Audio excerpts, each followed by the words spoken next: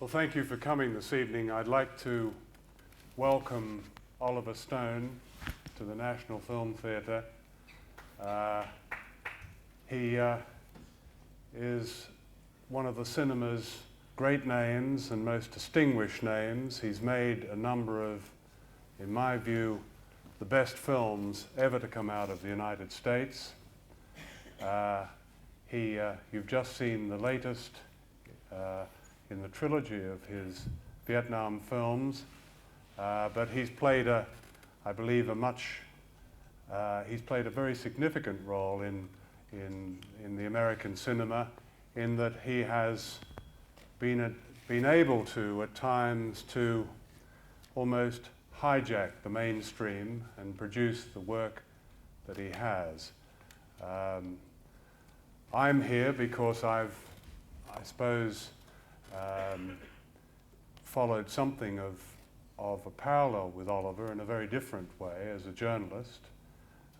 My main interest, of course, although I am a film buff and certainly a fan of Oliver's, is that I have been much involved with the Vietnam War for many years, and I've seen the films that Oliver has made and that others have made as really representing much of contemporary history. But I think before we go on, I'd like to introduce Layli Hayslip, who you saw portrayed in Heaven and Earth, and who is in the audience somewhere. There she is.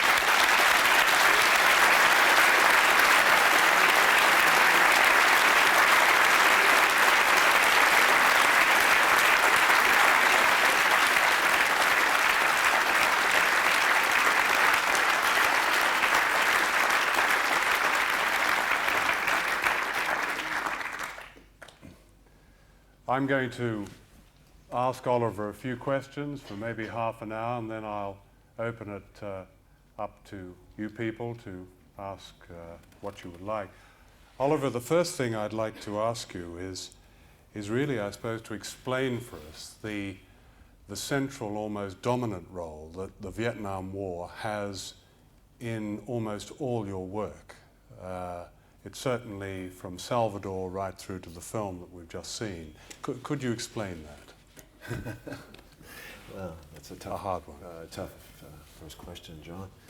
I'm not so sure that it's the only theme in my life. It's certainly a strong theme. I went there when I was very young. Of course, I was 18 years old when I first went, and it obviously marked me. It marked my character very early. But I think that this evolution in these films has really been the result of one film at one time, in that I did Platoon about my own experiences, and I survived the war as an infantryman, and I went back and I had the chance to do it as a filmmaker. In a sense, liberated me and freed me from any personal, I think, demons that I had. When I was doing that picture, I became very interested in the situation returning from the war, and Ron Kovic went through so much hell that I pursued his story to sort of tell the story about what America went through as a nation before and after the war. And while I was doing the Ron story, I felt very strongly that I became sort of, I don't know, interested in the concept of suffering itself. And in Ron Kovic, I saw a man who suffered enormously. He was paralyzed and he was in a wheelchair. And he knew the meaning of suffering, and I was very interested in knowing more about that. So I think something in Ron kicked off a desire in me to know why we have to suffer, and how do we solve it? How do we solve our suffering? And I turned, I think, at somewhere in that period, Layli Hayslip's book came to my attention, and I read it, and I felt, at least for myself, there was an answer in that book. Here is a woman who has lived through an enormous amount of suffering on her own, as much as Ron in her own way, and she has conquered it. She has, in her Buddhist framework, has understood the nature of suffering and has found a solution to it. I think we detailed some of it in the film, but I urge you all, if you are interested, to read her books, because I think they explain in more detail what she went through. But that is really, it's not like I set out to do the Vietnam War per se, and try to explain an entire experience for my country, because my country had many different experiences of the Vietnam War. And I don't say that these three films are in any way the definitive shape, but I really feel that it's been a one step at a time kind of evolution. But the Vietnam War clearly has had a tremendous impact on you. When I say Vietnam War, it was evident in Salvador, perhaps it was evident in JFK. In most of your films, your own experience in Vietnam and after Vietnam has clearly affected your work. I mean, you went there as a volunteer, as a Marine. The change must have then spawned all the films that followed. What made you change then, having gone there to, as I've read, to find yourself, for all the reasons that perhaps people volunteer for wars, then what made you change and go against the war? Well, I think very much the same reasons that motivated Ron in that direction. I wasn't particularly, I was a rebel, but I was a rebel in another kind of way. I think I was a rebel about going and doing things myself and not being a student on the East Coast of America and not joining a system that I didn't quite believe in. But that's as far as my rebellion went. When I went to the war, I was totally, obviously, as I showed in Platoon, I was taken aback by the brutality and the savagery of the things that I saw. I was particularly taken aback by the things that we did in the villages to the Vietnamese. Although I didn't have any great kinship with the Vietnamese, I was shocked by the behavior pattern of the American soldiers. But I did not really understand the Vietnamese people. Years later, a combination of things that happened in the American life. We had the assassinations of the Bobby Kennedy and Martin Luther King in 1968, and then we had Watergate and the Pentagon Papers, et cetera, and there was a sort of a shift in the body, in the atmosphere at the time. And after Watergate especially, I guess you could say I was a little slow in coming around, but I read more and I developed a consciousness about the war that had not been there before. But it was not until much later, really, that I was able to go back to Vietnam with Lê Ly and really experience firsthand Vietnamese Buddhist peasant life, what they went through in the villages, and what their villages really meant, because we walked right through these villages. I walked past 100, 200 women like Lê Ly, and we didn't particularly like them because we were suspicious of them. Sometimes they were raped, sometimes they were killed, but generally we knew that they were sympathetic with the enemy, and we therefore did not like them. But I never understood why they were sympathetic with the North Vietnamese army or the Viet Cong. And it was really only making this film, going to the village, talking to the people, understanding that we had really, in a very serious way, had violated, at the deepest level, violated their Buddhist ethic, their relationship to the land, their relationship to the gods, animism you could call it, because sometimes it's not all Buddhist, it's also animistic, and their relationship to their ancestors, because that's a very important. We used to walk right past the shrines. We used to smash the shrines, interior shrines, exterior shrines. We used to walk through the rice paddies and stomp down the rice. We hated the rice. It was a symbol of the resistance in a way. So all these facts, this is what I really was able to understand much later in my life, in my 40s. Sometimes these things don't become evident for a long time. Now, you could fault me for not having read the books earlier and understood Buddhism, but I would argue that America does that in its own policies. We go into these countries and we don't really understand what the Vietnamese peasant is thinking. We don't understand what the African is thinking in Somalia, or the Iraqi, or the Iranian, or for that matter, the Panamanian. And this is a continual reprise, it seems, in our foreign policy. At the same time, it doesn't seem like America ever really wants to pick up on that, because when this film came out in America, a whole chorus of critics said the same thing. Why do you have to go back to Vietnam? Why do you have to repeat this? As if there was a repetition that I'm just basic. And they're not looking beyond I mean, the essential lesson has not really been learned that, well, you know what it is. It's just, you have to pay attention to the people that you're intervening with. You have to understand that context, that social and cultural context. I mean, this Heaven and Earth is being promoted as the first Vietnam movie from the perspective of the Vietnamese. Is that your description of it? Well, it's Lê Le's story. She was there with me. But it plays a wider role, doesn't it? Because you're quite right, it is Lê Le's story, and it's the story of her suffering and of an epic story. But it's also the third in your films, and it speaks to addresses a wider audience, perhaps, than one that might simply be interested in the story of one person. It addresses them about the war. Are you also, through Lê Lê, saying, this is the film that hasn't been made, this is the film after The Deer Hunter, Apocalypse Now, your own films, this is the film from the Vietnamese perspective? Or hasn't that been made?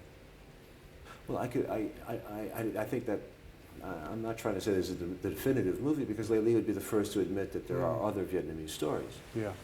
She has repeatedly said in interviews that there are far worse stories that have happened. But this is just one. But I think that there is a similarity in many of the immigrant stories in the United States anyway, because we auditioned 16,000 Vietnamese people for these roles. And in that process, we heard every story. I mean, everyone would come to us at the auditions and say, here's my story, make my movie instead of Lê Lé's. You know, we heard every, I mean, but there was a similar pattern of my village was wrecked. I was divided between two sides. I had to move to a city. The city was even more corrupt than in many ways the countryside. And my value system was destroyed. My relationship to my parents was generally destroyed, my father and my mother, my sisters. Many of the girls and boys, as you know, performed services, became prostitutes of some kind, or pimps, or black marketeers. And it seemed like the whole ethic of Vietnamese society was temporarily, anyway, destroyed. The heartening news is that when we went back with Lê Lê, is I found that I think the old structures were coming back naturally into place. Certainly I saw her family is still on that same land 20 years later. The mother went through the process and stayed with the land. And the sisters moved back from the city and are on the land, and they're helping. There seems to be a healing and a restorative process that works. Do you see your films as political films? I ask that because when I saw Salvador, I couldn't believe my eyes that this film had actually been made and had been distributed. It wasn't. It wasn't. Okay, my eyes were right. But then you wrote at the same time. You wrote Midnight Express, and you did work with somebody whose politics I would have thought would be very different from yours, John Milius. Milius, his most famous statement about the Vietnam War is incinerate them all, they're all communists, or something like that. And I think in one interview, unless Alexander Cockburn has got it wrong, you described these as your fascist films. Oh, really? Yeah. That was Cockburn, huh? Yeah. You got it wrong? Okay. It's not the first time. Okay. Damn journalists, they're all the same. John Milius, unlike Tom Clancy, has a way with words and doesn't take himself as seriously as his words might lead people to believe. John, in fact, has a tremendous, good sense of humor and makes fun of himself quite a bit. What I like about John is that he sticks up for what he means, and I agree with him on every issue, but he says what he thinks, and he doesn't hide behind the veil of conformity, as so many people do, who try to be politically correct. So I enjoy his outspokenness. Tom Clancy, he is nuts. There you go. Yeah. But Okay. what was I going to say? But Clancy works in the mainstream and has these films out that do enormously well with Harrison Ford, and nobody, you know, we do live in a seducible fascist hinterland where people accept these things. Seducible fascists. Yeah. The CIA, in the shape of James Bond or Sean Connery or Harrison Ford, can just go out and wreck, and Clint Eastwood can wreck people's lives because they're doing the right thing. You know. Well, the government does that anyway usually. Yes. It's not like this is the way the system works. And a certain portion of my films fell under that umbrella, and that was the only way I could break into that system. To some degree, all these films, I mean Scarface, Midnight Express, had their, let's say, extreme moments, radical moments, but ultimately, for the most part, I'm proud of them. And what's the one you're proudest of? I used that. Let's say I used the artillery given to me to do other things with my life besides continue to make those kind of movies. But Salvador was financed by a British company, and it was not distributed very well. It was very bad. It was distributed by the same British company in the United States, and it was killed in the theatrical release by the reviews, and no business. And it only came back really in video because of the success of Platoon. I mean, it's such a subversive film, as indeed, in another way, JFK was. And going back to, I suppose, my question about your politics and also the Vietnam movies, we were talking earlier, I was recalling having read a speech you made at the American Civil Liberties Union, really powerful words describing the military-industrial complex we live in, a rigid and corrupt government. We are the enemy, you said, unrelenting castigation of the American way and the American system, which I think probably Salvador and JFK in their own ways did as well.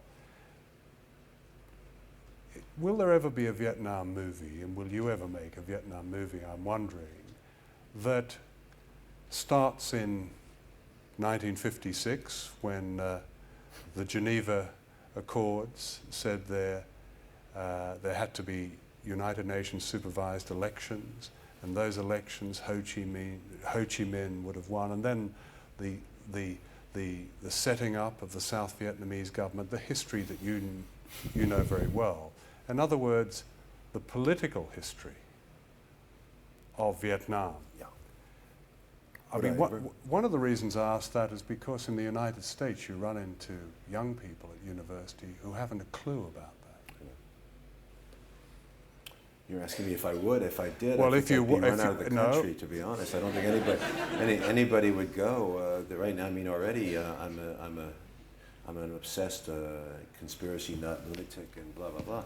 But I could never get away with that. I don't think, unless there was a change in climate. This is I've already stepped on this thing 3 times for my people who are critical of this, and this is like already this film, Heaven and Earth, took a critical beating in America. I mean, terrible critical beating, the worst I've ever had. So it's not easy to do this, and you can't run in all the time where angels fear to tread.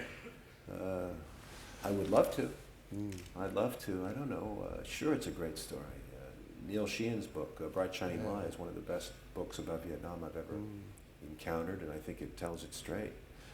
I think there's more even than that. There's an early lobby, we know Cardinal Spellman and Wesley Fischel, the Friends of Vietnam, Tom Dooley.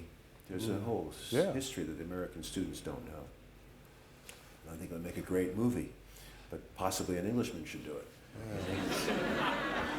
Well, out of England. But you're one of the world's most powerful historians. People like, it's true. Because the history of the Vietnam War is being told through the movies. in the same way that you told the JFK, or you gave a credible version of what had happened to JFK through the movies? Let me move into exile first. Okay. And then I could possibly, based out of Europe, I could possibly undertake this. With Jeremy Thomas producing. Yeah. Well, well, you must have thought you'd get away with JFK. No, I didn't. Oh. I was shocked. I decided to take a shot, and I really didn't expect it to do much. Yeah. It was 3 hours and 8 minutes, and it was mostly verbal. And I really didn't expect much, but I was taking my shot. I said, okay, if I lose on it, that's fine. I mean, I took it, I'm happy. You have to feel good about it, and if you lose well. And I was ready to lose. I was quite surprised by the international and American success of the film. And so was Warner Brothers, I think. Yeah. But they took a shot with me. Yeah. And it amazed us all. So maybe, you know, there is no, I can't give you an answer. No. I think that gave me the capacity to do Heaven and Earth, because I said, okay, might as well throw another card in. You know, if it misses, it misses. But at least I would have. You know, this is a Buddhist movie in America, and this is a very strange picture for Americans. But I'm glad I made it. But you were attacked by all the right people, surely. Unless there are a few there that shouldn't have been attacking you. This is very nice of you. You know, it's. In hindsight, I guess it sounds great. You know, being in that storm at that time, I didn't enjoy it at all. Maybe I should have had more perspective about it and seen it that way. But it felt,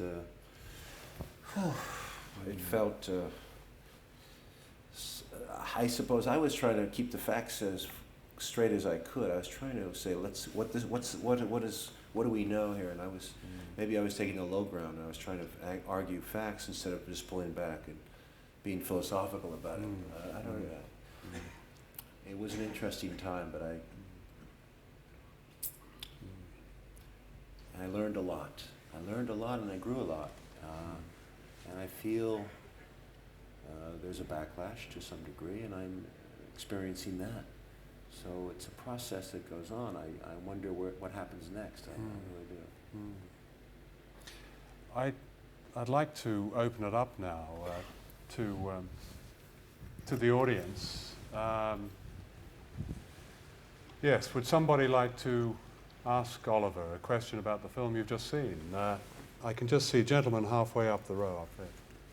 The film's very powerful, and Heaven and Earth has a big emphasis on religion, which is quite unusual for you. I was wondering if you were going to take that further in future projects. In what? Preach what? No. He was saying that there's much about religion in Heaven and Earth, and is that a subject that you're going to take further in future films? Joan of Arc is next. No, you know, organized religion is for people who fear hell, and spirituality is for people who've been to hell. Right, that gets rid of religion. Is there somebody else? There was somebody over here. Yes. It's not specifically about this movie, but just in general, all of your films, or most of your films, seem to encourage us to question, well, America and the American system. And I just wondered, how the hell do you get them to say yes to giving you money to make these kinds of movies? You know, how did you get them to say yes to JFK? What do you have to do with it? I just want to go back for 1 second. I don't mean to slight your question about religion, because I know what you mean. And I think that it will become a component of films. It's always a component, as is politics, economics, spirituality. These are all components of the work. And I think that I've expanded and I've become more mature. And I think that will stay there. So that is, you know, whether I do an openly religious film, I don't know.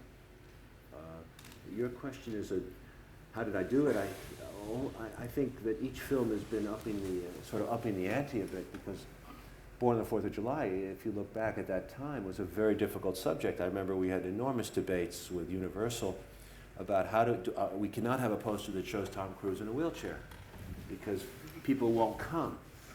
We have to, the accent, if you saw the trailer closely, was probably on, there was no shots of below the body, or very few, I forgot. There was, everything was chest up. So the emphasis was on the positive, on coming back and staying away from incapacitation or castration. So it was always, and then that film did well, and I think that gave me enough sufficient power to go back and ask to do a conspiracy about the Kennedy murder. It certainly helped to have Kevin Costner in the movie. That helped a lot, and I think he anchors the movie in an underestimated way.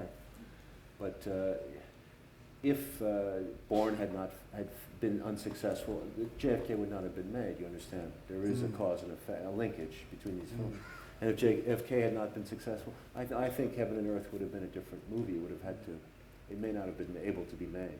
So one thing does grow into another. How strong, Oliver, was the resistance to JFK in the early stages? Well, I must say, in that particular case, I went directly. I had purchased the materials myself, and wanting to do it over a period of time, I nurtured it in my head. When I finally went to see somebody about it, I went to Mr. Semmel and Mr. Daly over at Warner Brothers, and they loved the idea from, especially Mr. Semmel, loved the idea from the get-go. He loved because he had done Parallax View, All the President's Men, that kind of movie, and he had a mind in that direction. He loved the idea right away, so I did not have much problem. It became a problem when the scope of the movie grew. Originally, it was a smaller movie, and then as I was writing with Zach Sklar, I was writing the final drafts. The picture was looking like 3.5, 4 hours, 4.5 hours. That's when we realized we had a problem with the budget, and we didn't have enough there. So we went and got a partner. Arnon Milchan became the partner with us in Warner Brothers. He's an Israeli independent producer. He works out of Europe. This gentleman up there with his hand up. Just to say, I really enjoyed the films tonight, but I think that many of your films, although they're about large themes, seem to be very personal. About the idea of personal redemption, about the idea of perhaps your own homeland being supposedly the home of the free, that ambition has been soiled. And JFK, you almost presented the JFK character as a saviour figure who was assassinated. It was described as being a military coup d'etat in your film. And it seems to me that a lot of your films are looking back to a more innocent time, a time that has been lost. Do you think that your films to come, and I noticed from the preview here you're doing a biography of Manuel Noriega. I don't know if you still intend to do that. But do you think that you've drawn any political conclusions from looking back in the past, particularly by your visit to Vietnam today, which is probably the most contemporary thing that you've done? Basically, I'm saying, if you're allowed, if you're given money to continue to make films the way that you have been done, where do you see yourself going? And do you think that if you did become more political, they would allow you to get away with that back home? Or would you have to become a permanent exile? English translation? Okay. Translated, how do you get away with it? And what are you going to do next? And next, are you going to do something that even tries to get away with it more than you've got away with it? You've asked a very difficult question. I think that there's a lot of Catholic feeling in Born on the 4th of July, and I think there's an interesting kind of Buddhist feeling in Heaven and Earth, and I think that there is a growth and a bit of a contradiction and a bit of a, maybe not a contradiction, maybe fuzzy logic kind of thing where one thing bleeds into the other, and maybe the need for redemption is no longer there. Maybe it becomes more radial, maybe more feminine. I can't answer that question. I know what my next film is because I already shot it. I shot a quick, kind of a dirty road prison movie, a satire on American crimescape in the 1990s. And it's an action picture. A lot of muscle in it, and we got riots in the prisons. We have media makes heroes of these people, and it's satiric in tone. So that's coming out next summer, and probably you'll say that has nothing to do with what happened. It's not the same person. And I think maybe that's good too, not to always be predictable and not to necessarily follow a pattern that's that clear. I don't understand the pattern sometimes. You know, you just do things sometimes out of instinct, and you let instinct take you where it may. Noriega is also conceived of as and has been structured as a satire, and not as a biopic in the sense it's only the last couple of years of his life, and it's one event piled on another event, and I find it very, very funny. I mean, it does have a point of view, and it's hardly the point of view given to us by the press during that war, but there is an emphasis on humor. So I think I'm also expanding in that direction and trying to get a sense of humor. Okay, the gentleman in the middle, up back there. You're often criticised for dealing with women badly in your films. Do you think that Heaven and Earth will in any way address that balance? Or was it an attempt to do so? I don't think it's so much to do with woman and man. I think that's what you see on the screen. I think you have to deal with, well, as I was saying earlier, you know, it's a question of feminine energy and what that means and how that relates. I mean, if I do a film about a male character, I hope a male protagonist, I would just ask myself to be more aware of what I learned from Lei Li. In other words, I don't think you should quantify it really, and say, this is a man and this is a woman. We all know that we are each made up of yin and yang energies, so it's not that simplistic. Have your politics changed much over recent years, Oliver? You're talking a lot about Buddhism in your discussion tonight. I mean, clearly, and I understand that clearly Buddhism has come into your life, particularly with the last film. I mean, has that affected your politics? Is it part of it now, or? Well, I think it has to be. I don't think that you could have one without the other. I think that politics is in everything. I think if you did a comedy, there's politics in it. Yeah. In a relationship, I think it's inherent. You can't run away from either spirituality, economics, or politics. Yeah. They crop up consistently in any movie. Even in Hollywood, I think the criticism is that people shy away from any kind of atmosphere so that they do not offend anybody. But I don't think I'm that way yet. How would you describe your politics? It's not fair. It's like asking me what my sex life is like. Well, that's next.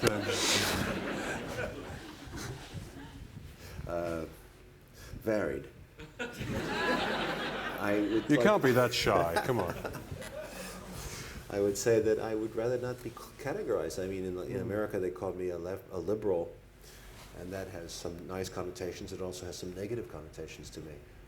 I just would like to consider myself an independent and a free thinker, and I address each equation ad hominem, really. You know, and I prefer it that way because I'd rather not be categorized. Okay. Yes, the gentleman up there.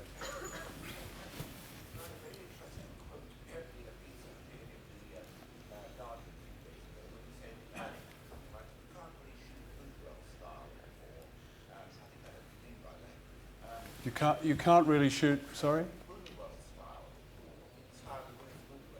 Ah, right.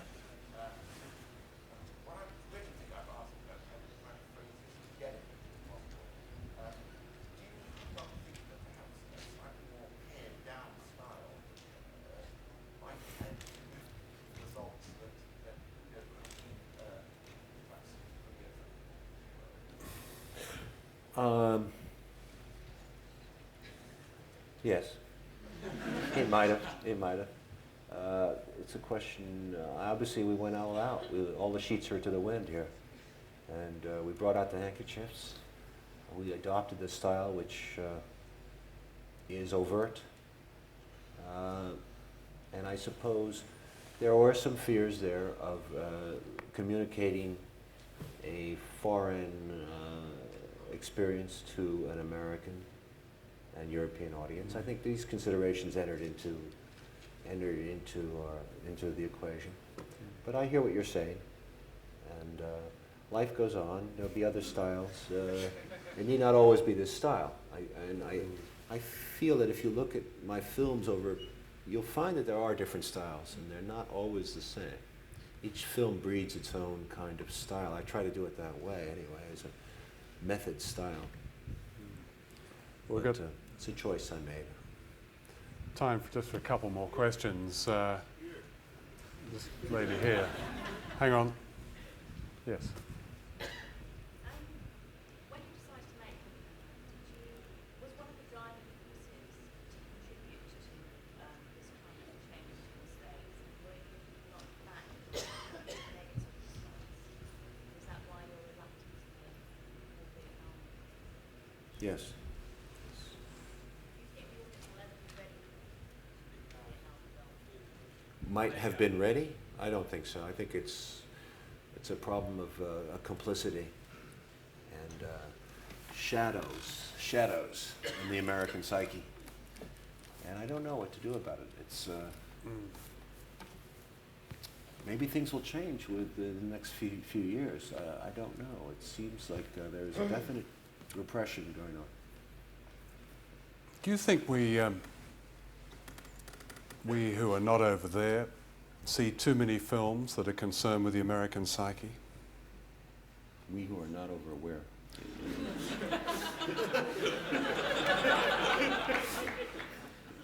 In America, you mean? Yeah. Well, Because 80% of the films shown in this country are American.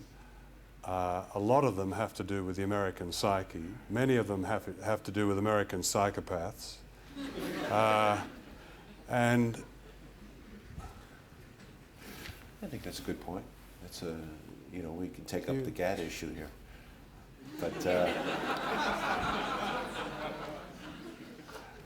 okay. Who was asking a question here? This chap. Okay. Sorry, can't hear you.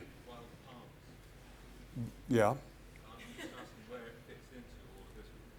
Where does Wild Palms fit into all this? well, I produced it. I didn't direct it, but I was very proud of it. It made that's a really bizarre 6-hour movie that made it into the mainstream America in prime time. It was quite controversial, and half the viewers turned it off within the first 2 hours, which was a good sign. And the other half stayed with it all the way through, which was an amazing. It's so bizarre for mainstream television, and it was critically quite controversial. It was an interesting experience. Yeah. And I did it because they gave me freedom. It was something where there was no hassles. I don't think I would do television if I had to really work hard at compromising. And if they really gave me a free hand, it was a bit like sort of a magic time and a magic situation. And Bruce Wagner's wrote this wonderful piece, and I'm glad I was able to help him do it. It's about the American psyche, yes. What do you want me to write? Don't about? worry, The it's on British here. psyche? I'm an American, I can't help it. Yes, this gentleman here. Can you tell us about your plans on the remake of Planet of the Apes? That again, I'm not directing that. I don't know why that always my name keeps cropping up. It's just something that I really wanted to. The two producers from Natural Born Killers came to me with this wonderful idea to not remake it, but to really reinvent the idea of the ape myth. And we're trying to do that with the studio that made them, and maybe get a nice little franchise going so that we can support other films that are maybe less commercial. Just one more question. This chap up there, the white shirt. What were your feelings having left Vietnam as a soldier and coming back to portray a story? I couldn't hear that, sorry. What? What were your feelings coming back to Vietnam, having left a soldier and then coming back to I think pretty much of a miracle, you know, to be able to do that, to survive in the first place and then turn it around and then use the story. In other words, don't let it use you. So many people got eaten up by the war. I was really, I think it was very important to go back and use it instead of it letting use you. So I think we tend to. Yeah, okay, just one more here this time, sorry. You mentioned that America was trying to help Vietnam. I don't see how America ever tried to help Vietnam. Can you expand on that? Well, we tried to help a Catholic, let's say a Catholic minority that had been installed. Let's call South Vietnam, whatever you think, it did exist as an let's say as a client state. And it involved many Catholics. It involved many Buddhists too, that believed in the successive regimes of the South. And we did give it a lot of money. We supported it. We propped it up. We built, in fact, almost a Las Vegas situation into the Vietnam economy, where some people would say we corrupted it, but we put a lot of, let's say, our kind of, quote, love and money into Vietnam. And we also created really a substructure of employment, et cetera, and Western style. That's the kind of, that's what I meant when I said that. So you were being ironic in a sense, were you? Well, no, I was taking it at face value. The way the Americans said that they were doing it in the 1950s, 60s, and I wasn't judging it. Okay. Well, I think that's time, I'm afraid. I'd like to thank Oliver Stone for coming here tonight and thank him for his work over many, many years. Thank you.